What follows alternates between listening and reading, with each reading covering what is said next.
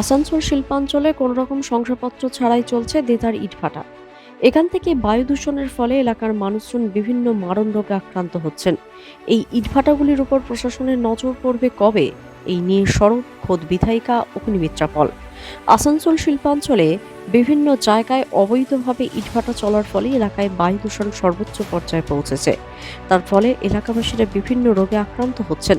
এ বিষয়ে জানতে চাওয়া হলে সেরকম কোনো সদুত্তর পাওয়া যায়নি কারখানার ম্যানেজারের কাছ থেকে। এলাকার বিধায়ক অগ্নিমিত্রা পল জানিয়েছেন যে বিগত কয়েকদিন ধরে বেশ কয়েকটি ইটভাটা পর্যবেক্ষণ করতে গিয়ে দেখেছেন কোনো ইটভাটারই সঠিক কাগজপত্র নেই। তার আরও অভিযোগ, এই রাজ্যে টাকা দিয়ে সব রকম অনৈতিক কাজই সম্ভব। যেখানে জনগণ পানীয় জলের অভাবে ধুঁকছে, সেখানে নদীতে পাইপ লাগিয়ে সেই জল কারখানায় পাঠিয়ে দেওয়া হচ্ছে। এই রাজ্যের শাসক দল এবং পুলিশকে টাকা দিয়ে সব রকম অবৈধ কাজ সম্ভব বলে তিনি উদ্বেগ প্রকাশ করেন। রাজ্য সুষ্ঠুভাবে চালাতে গেলে অবিলম্বে এই সরকারকে অপসারণ করা দরকার বলে মন্তব্য করেন তিনি আরও বলেন, দূষণ কর্তৃপক্ষের সঙ্গে কথা হলেও তাদের তরফ থেকে কোনো পদক্ষেপ নেওয়া হয়নি, তাই তিনি কেন্দ্রীয় মন্ত্রীকে বিষয়টি জানাবেন বলে জানিয়েছেন। দেখুন, এগুলো অত্যন্ত আনফর্চুনেট যে আজকে পশ্চিমবঙ্গে যেভাবে এগোচ্ছে, আজকে কয়লা বলুন, আজকে পাথর বলুন, বালি বলুন, নদীগুলোকে শেষ করে দিয়েছে।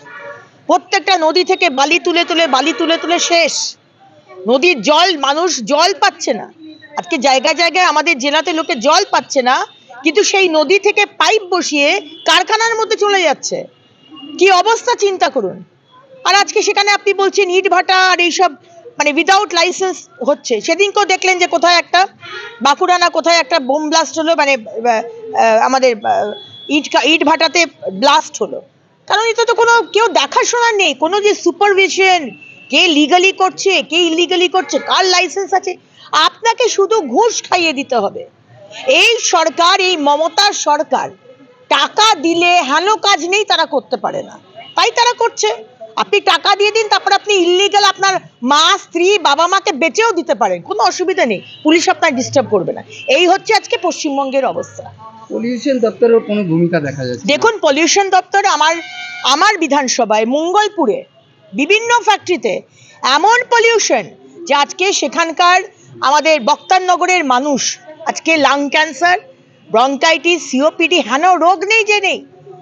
আমি এখানে গিয়েছিলাম, 3টে ফ্যাক্টরিতে আমি গেছিলাম, ডেপুটেশন দিয়েছিলাম, কোনো রকম কোনো অ্যাকশন হয়নি। আমি এখন সেন্টারকে জানিয়েছি, আমাদের মাননীয় মন্ত্রী অশ্বিনী চৌবেজি, এবং এখানে যেটা আপনি বলছেন আপনার কথা মতো আমি এখানেও এই বিষয়েও আমি খোঁজখবর নেব এবং আমি সেন্টারকেও জানাবো, তারপর দেখা যাক তারা কি স্টেপ নেয়।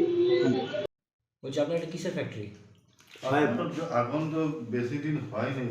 কিসের ফ্যাক্টরি, কি করেন এখানে? ফায়ার ব্রিক্স আছে। তো এখানে এত পলিউশন কেন?